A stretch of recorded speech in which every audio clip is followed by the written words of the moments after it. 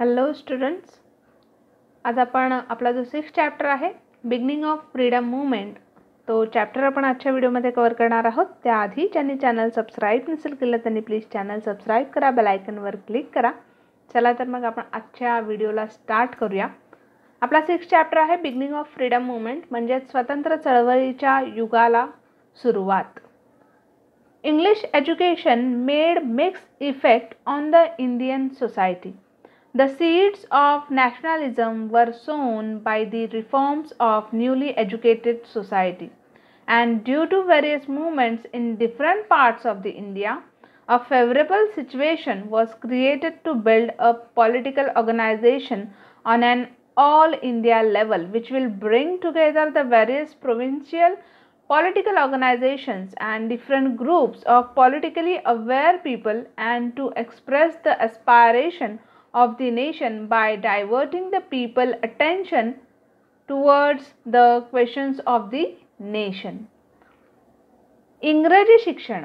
तर इंग्रजी शिक्षणाचे भारतीय समाज जीवनावर जे परिणाम झाले ते संमिश्र रूपात झाले. नवसुशिक्षित समाजाने घडवून आणलेल्या प्रबोधनामुळे राष्ट्रीयत्वाच्या भावनेचे बीजारोपण झाले आणि भारताच्या विविध भागातील चळवळींमुळे वेगवेगळ्या प्रांतातील राजकीय संस्थांचे एकसूत्रीकरण आपण म्हणतो ना, तर ते तशा प्रकारे करणं त्यावेळेस गरजेचं होतं. राजकीयदृष्ट्या जागृत असलेल्या विविध गटांना आणि व्यक्तींना एकत्र आणणे आणि राष्ट्राच्या हिताच्या प्रश्नांकडे लोकांचे लक्ष वेधून घेणे, राष्ट्राच्या आकांक्षा प्रकट करणे यासाठी एक अखिल भारतीय स्तरावरील राजकीय संघटना उभी करण्यासाठी अनुकूल अशी परिस्थिती निर्माण झाली. Then centralization of administration during British rule. म्हणजेच ब्रिटिश रूल म्हणजे ब्रिटिश राजवटीतील प्रशासकीय केंद्रीकरण कशा पद्धतीने त्यावेळेस होतं. Due to the British administration, its implementation on India brought the nation under one roof in its true sense. Due to identical reforms all over the country and equality before law, the feeling of nationalism developed among the people. For the convenience of administration and swift movement of the army, the British built network of roads and railways, but these facilities benefited the Indians as well. People from different parts of India came in contact of each other. There was increase in communication and the feeling of nationalism grew up. आता British राजवट, या British राजवटीमध्ये प्रशासकीय केंद्रीकरण म्हणजे सेंट्रलायझेशन of administration कशा पद्धतीने कार्य करत होतं, तर ब्रिटिश प्रशासनामुळे भारतात खऱ्या अर्थाने एकछत्री असं अंमल सुरू झालं आणि देशभरात समान धोरणे, सर्वांना कायद्यासमोर समान दर्जा यामुळे लोकांमध्ये एकराष्ट्रीयत्वाची भावना जी आहे ती विकसित होऊ लागली.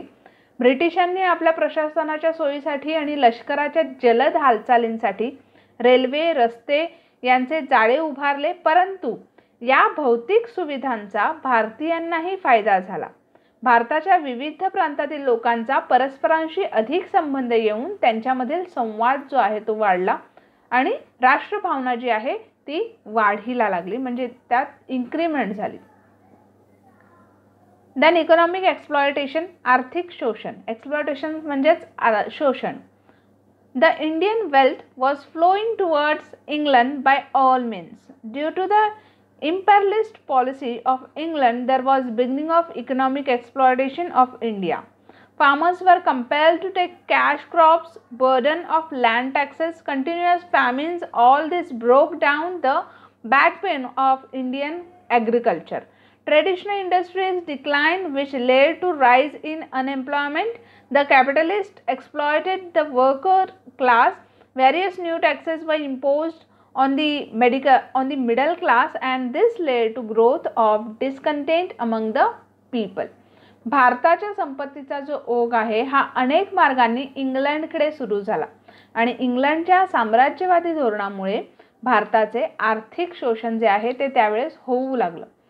शेतकऱ्यांचा सक्तीने नगदी पीक घ्यायला लावणं किंवा शेतसाऱ्याचे ओझे, सततचे दुष्काळ यामुळे भारतीय शेतीचा कणा जो आहे तो पूर्णपणे मोडला होता. पारंपरिक उद्योगधंद्याचा ऱ्हास झाल्याने बेकारी वाढली होती, भांडवलदारांकडून कामगार त्याचप्रकारे त्यांचं शोषण जे आहे ते होत होतं, मध्यम वर्गावर नवनवे कर जे आहेत ते लादले जात होते आणि यामुळे सगळ्या लोकांच्या मनात त्यावेळेस असंतोष जो आहे तो खतखतत होता, तो निर्माण होत होता. Then next term western education म्हणजेच पाश्चात्य शिक्षण. Due to spread of Western education, new ideas such as justice, liberty, equality, democracy, etc. were introduced to the Indians. Rationalism, scientific attitude, humanity, nationalism, these principles were accepted by the Indians and therefore there inculcated a feeling that we are capable of carrying out the work of the country and its progress is possible by following these principles. India is a country of diverse languages, but with the introduction of English language, India got a new medium of communication. आता पाश्चात्य शिक्षण. पाश्चात्य शिक्षणाच्या प्रसारामुळे न्याय, स्वतंत्रता, समता, equality, लोकशाही अशा नव्या कल्पनांची भारतीयांना ओळख झाली. बुद्धिनिष्ठा, विज्ञाननिष्ठा, मानवता, राष्ट्रवाद अशी मूल्य भारतीयांनी आत्मसात केली. त्यामुळे आपल्या देशाचा कारभार करण्यासाठी आपण सक्षम असून या मूल्यांच्या आधारावर आपल्या देशाची उन्नती साधावी अशी भावना लोकांमध्ये रुजू झाली. इंग्रजी भाषेमुळे भाषिक आपल्या देशात विविध भाषा आहेत, राईट. सो इंग्रजी भाषेमुळे जे भाषेचा विविधपणा जो आहे तो सुद्धा संपन्न झाला आणि भारतातील लोकांना संपर्काचं एक नवं माध्यम मिळालं, एक नवीन मीडियम मिळालं. Then study of ancient Indian history. भारताच्या प्राचीन इतिहासाचा अभ्यास. The Asiatic Society was established at Kolkata by the British. Many Indian and Western scholars started study of Indian culture. The manuscripts in Sanskrit, Persian and other languages were examined and research was published. Indian scholars like Dr. Bhau Daji Lal, Dr. R.G. Bhandarkar made intensive study of ancient Indian culture. After understanding that we are blessed with the glorious ancient tradition, the Indians were awakened with a sense of identity. The Bhandarkar Oriental Research Institute is working since last 100 years in Pune. आता भारताच्या प्राचीन इतिहासाचा अभ्यास कशा प्रकारे केला गेला. कोलकाता येथे ब्रिटिशांनी एशियाटिक सोसायटीची स्थापना केली होती. अनेक भारतीय आणि पाश्चिमात्य विद्वानांनी भारतीय संस्कृतीचा अभ्यास हा सुरू केला आणि संस्कृती त्याचप्रमाणे फारसी आणि अन्य भारतीय भाषांमधील हस्तलिखिते तपासून त्यांवरील संशोधन जे आहे ते प्रसिद्ध करण्यात आलं. डॉक्टर भाऊ दाजी लाल, डॉक्टर R.G. भंडारकर यांनी असे काही भारतीय विद्वान आहेत ज्यांनी प्राचीन भारतीय संस्कृतीचा सलोख्याने अभ्यास केला आणि आपापल्या प्राचीन समृद्ध वारसा जो आहे तो त्यांना लाभलेला आहे हे समजल्याने भारतीयांची अस्मिता जी आहे ती जागी झाली. पुणे येथे भंडारकर प्राच्य विद्या संशोधन मंदिर म्हणजेच काय तर भंडारकर ओरिएंटल रिसर्च इन्स्टिट्यूट ही संस्था गेल्या 100 वर्षापासून काम करत आहे. Working since last 100 years in Pune. Okay. Then contribution of newspapers. आता वृत्तपत्राचे कार्य बघा. During this period English and vernacular newspapers and periodical came to be published. Through these newspapers, political and social awakening took place. Newspapers like Darpan, Prabhakar, Hindu, Amrit, Bazar Patrika, Kesari, Maharta started criticizing the government. आणि याच काळात इंग्रजी आणि प्रादेशिक भाषांमधून जे newspaper आहे, जे वृत्तपत्र आहेत, नियतकालिका जे आहेत ते पब्लिश होऊ लागले, ते प्रसिद्ध होऊ लागले आणि या वृत्तपत्रांमधून राजकीय आणि सामाजिक जागृती जी आहे ती होऊ लागली. दर्पण, प्रभाकर, हिंदू, अमृत बाजार पत्रिका, केसरी, मराठा अशा वृत्तपत्रातून सरकारच्या धोरणांवर टीका होऊ लागली. Criticising the government. त्यांच्या जी त्यांची धोरणे होती, पॉलिसीज ज्या होत्या त्यांच्यावर टीका होऊ लागली. Then establishment of Indian National Congress. आता भारतीय राष्ट्रीय सभेची स्थापना बघा. On 28 December 1885, the first session of Indian National Congress was held at Gokuldas Tejpal Sanskrit School in Mumbai. 72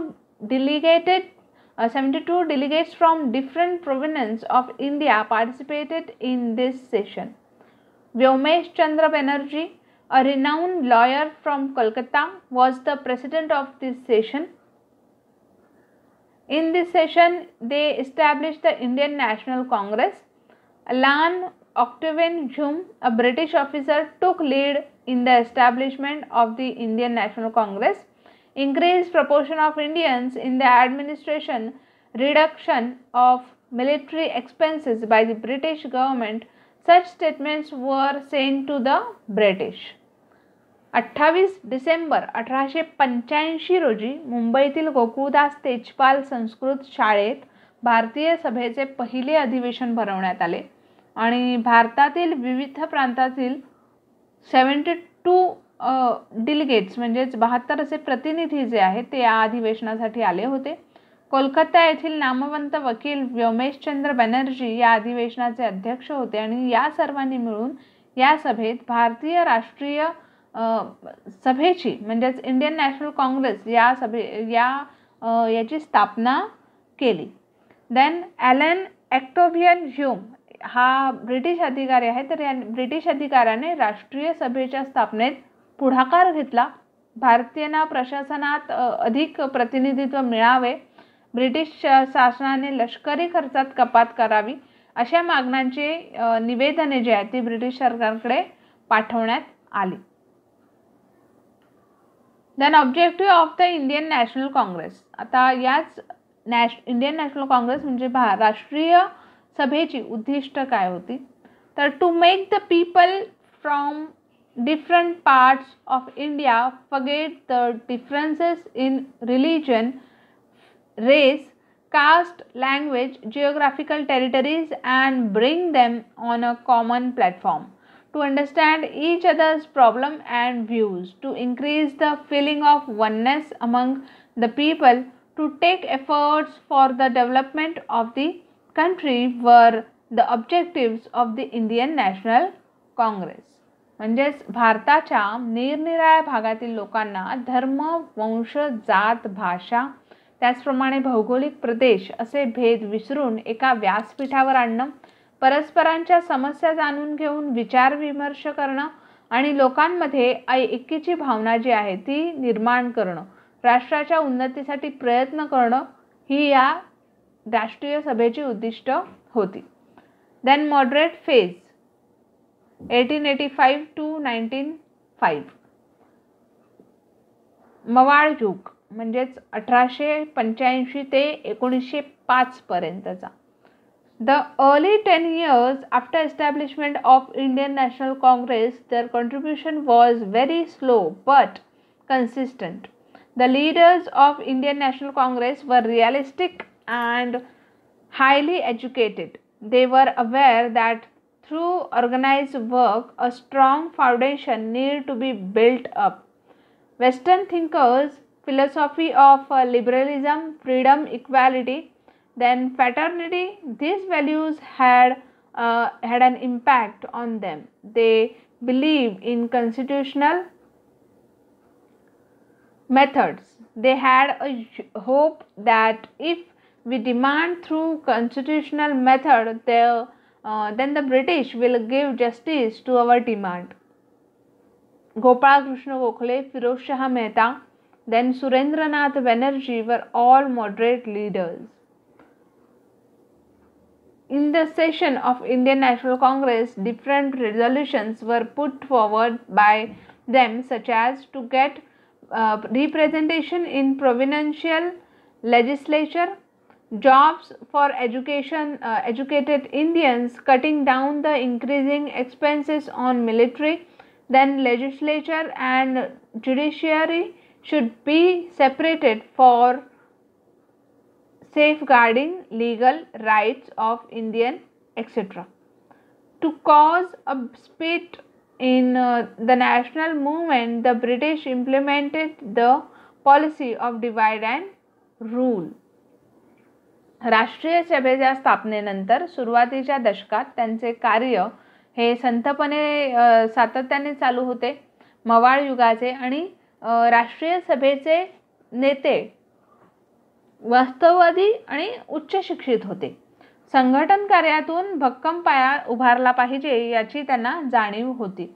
पाश्चात्य विचारवंतांच्या उदारमतवादी तत्वज्ञानाचा स्वतंत्र, समता, बंधुता या मूल्यांचा त्यांच्यावर प्रभाव होता आणि त्यांच्या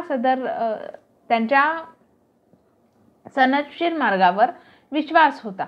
सनदशीर मार्गांनी मागणी केल्यास इंग्रज आपल्या मागण्या पूर्ण करतील, आपल्या मागण्यांना न्याय देतील अशी त्यांना आशा वाटत होती.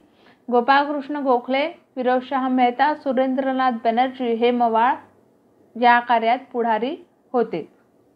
राष्ट्रीय सभेच्या अधिवेशनात प्रांतिक विधिमंडळात लोकनिधी असावेत आणि सुरक्षित भारतीयांना नोकऱ्या मिळाव्यात, वाढत्या लष्करी खर्चात कपात व्हावी, लोकांच्या कायदेशीर हक्कांचे रक्षण व्हावे म्हणून कार्यकारी संस्था व न्यायसंस्था यांची कसरत करावी असे विविध ठराव त्यांनी मांडले. त्यानंतर राष्ट्रीय चळवळीत फूट पाडण्यासाठी यानंतरच्या काळात ब्रिटिशांनी मोठा आणि राज्य करा म्हणजेच ब्रिटिश काळाने फोडा आणि राज्य करा या नीतीचा अवलंब केला. मुलांना हा चॅप्टर लेंदी आहे, त्यामुळे याच्या पुढचा पार्ट जो आहे तो आपण नेक्स्ट व्हिडिओमध्ये पाहू. आणि त्याआधी ज्यांनी चॅनल सबस्क्राईब नसेल केला त्यांनी प्लीज चॅनल सबस्क्राईब करा, बेल आयकॉनवर क्लिक करा. भेटूया अशाच नवीन व्हिडिओमध्ये. तोपर्यंत take care and have a good day.